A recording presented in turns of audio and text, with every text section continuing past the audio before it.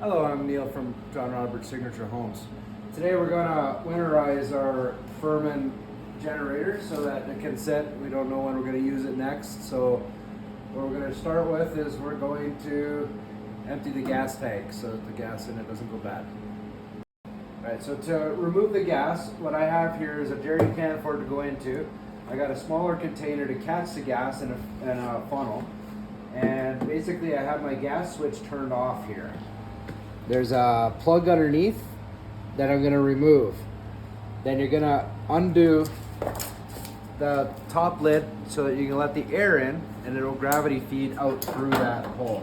So I just got it open so there's air down here. I'm gonna open this gas plug up. And then once I open up this lever, it should start flowing. And there she goes. And it looks like it's gonna take a while. Okay, so here we are with our Firman generator. Right now, Neil is going to show us how to remove and clean the air filter. You want to clean the air filter about every 100 hours of machine use.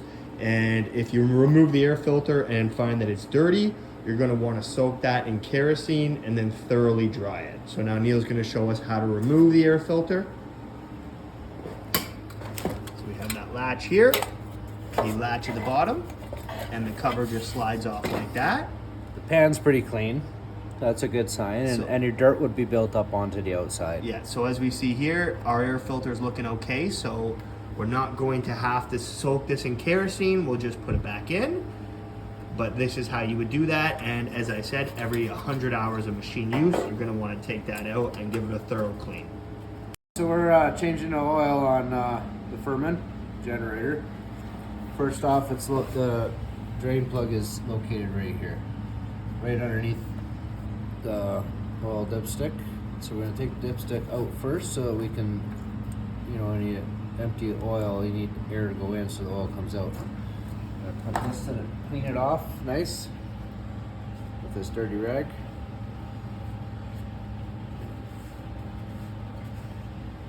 Okay, set that to the side in the clean area.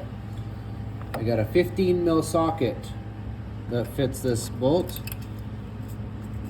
We're gonna slowly take that off without ratchet knuckles. Okay, stop. Alright, so we got that bolt unloosened off. We're just going to pull it out and the oil is going to start coming out. You want to be careful because you don't know how fast it's going to come. We did start this machine up to warm it up before we started so that it would come out better. We'll just let that sit for a few minutes, and when it completes being drained, it's looking pretty dirty.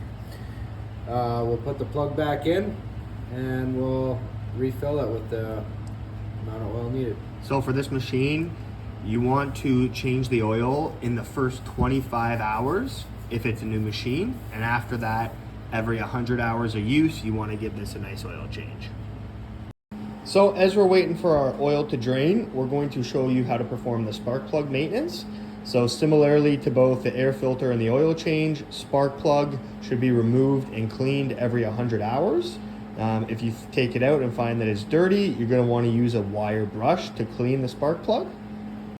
So now we're going to put the fresh oil in. We are using 10W30, but just keep in mind that if the machine's going to be running in colder weather, you're going to want to use 5W30. And now Neil's going to input our new oil here. So the amount of oil that we put in this generator is a little more than a half a liter. So on the bottle, I can see how much I've used. So I'm going to put a half a liter in, and then I'm going to check to see how full and how much more I need to put in. You don't want to overfill it.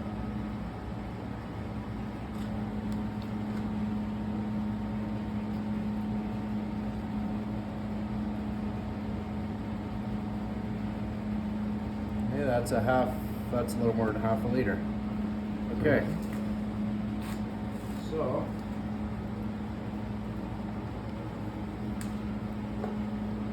we have a little dipstick here and a clean paper towel. Make sure your dipstick's good and clean before you stick it back in. Otherwise you're going to contaminate your clean oil. You screw it in all the way. It's a plastic going into metal thread, so do not cross thread it, otherwise you bugger up the threads. When she's tight, you turn it backwards, pull it back out again, and you should be able to see it's not on the dipstick, so just barely touching the end of it. So we are going to put more. The dipstick has an H and an L, high and low. We kind of want to be in about the middle range. So we just finished up with the oil here. We had mentioned that it takes just over a half a liter, but to get the dipstick to the H, the high, we had to put in basically a full liter. So the next maintenance step for our Firman that we're gonna go over is removing and cleaning the spark arrestor screen. So just like everything else, we wanna do this every 100 hours of machine use. And what we're looking for is any debris or carbon blockage stuck in the screen that's gonna inhibit the efficiency of the device. So we gotta remove these two screens and remove this little cap there.